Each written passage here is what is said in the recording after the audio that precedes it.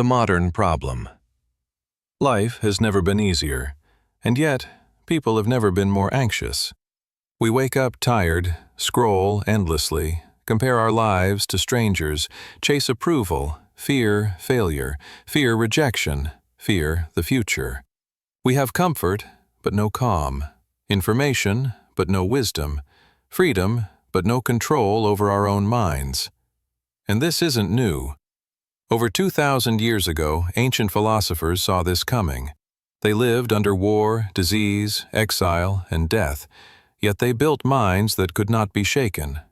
They were called Stoics, not emotionless, not cold, but mentally unbreakable. Today, their philosophy may be the most powerful survival tool for modern life. This is not motivation. This is not positivity. This is Stoicism. Chapter 1. What Stoicism really is.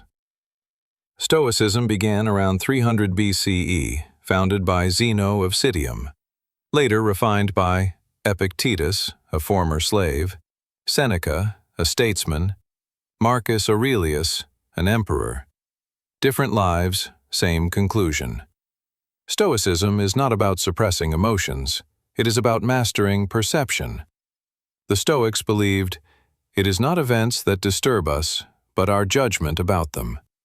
Pain is real, loss is real, failure is real. But suffering? Suffering is optional. Stoicism teaches one brutal truth. You cannot control the world, but you can control how you meet it. And that changes everything. Chapter 2. The Dichotomy of Control. This is the foundation of Stoicism. There are two categories in life. Things you can control, your thoughts, your choices, your effort, your values. Things you cannot control, other people, the past, outcomes, luck, death. Most people suffer because they fight the second category. They try to control opinions, reactions, validation, results, and lose their peace. Epictetus said, if you want to be free, do not wish for things to happen as you want them. Wish for them to happen as they do. In modern life, this means do the work, release the result, speak honestly, accept reactions, improve daily, ignore comparison. Freedom begins where control ends. Chapter 3. Stoicism and Anxiety. Anxiety is future suffering. Stoics train their minds to live only where life exists, the present moment. Marcus Aurelius wrote, do not let your imagination be crushed by life as a whole. Do not try to picture everything bad that could happen. Modern anxiety comes from overthinking, catastrophizing, endless what-ifs. Stoics ask a simple question. Is this happening right now? If no, let it go. If yes, deal with it calmly. This mindset is the foundation of cognitive behavioral therapy, used today by psychologists worldwide. Stoicism doesn't remove pain.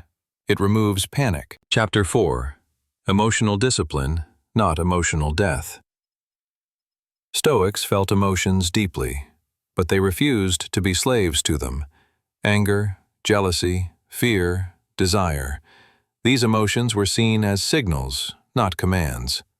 Seneca warned, anger is temporary madness. Modern people react instantly. A message triggers rage. A comment destroys confidence. A delay creates panic. Stoics practiced pause. They trained themselves to respond, not react. Imagine the power of that today. Calm under pressure. Silence instead of argument. Strength instead of impulse.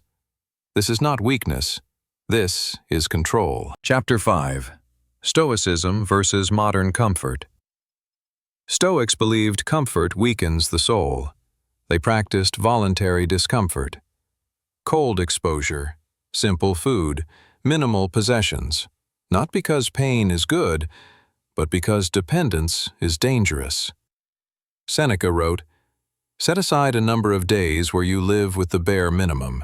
Ask yourself, is this what I feared? Modern life avoids discomfort at all costs. Stoicism teaches, do hard things on purpose, train discipline daily, become resilient before life forces you to. Strength is built before crisis, not during it. Chapter 6. Memento Mori. Remember, you will die. Every Stoic practiced memento mori. Remember, you will die. Not to depress you, but to wake you up. Marcus Aurelius reminded himself daily, you could leave life right now. Let that determine what you do and say and think. Death gives life urgency. Death destroys trivial fear. Death clarifies priorities. Modern people live as if time is infinite. Stoics lived as if today mattered, and so they lived fully. Chapter 7. Amor Fati. Loving your fate. Stoicism doesn't teach passive acceptance. It teaches active embrace.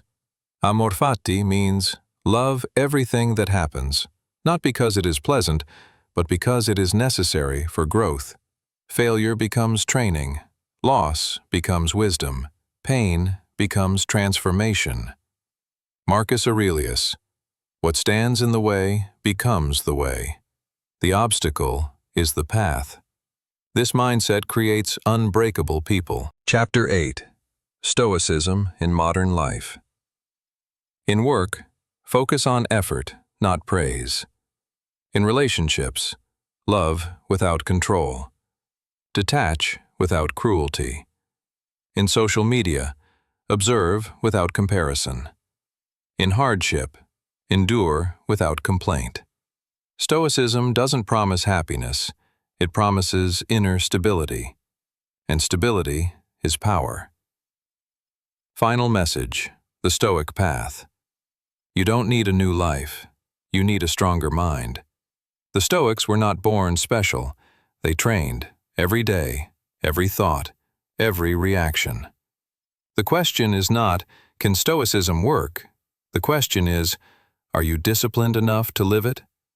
Control what you can, release what you can't. Live with virtue, face reality calmly. That is Stoicism.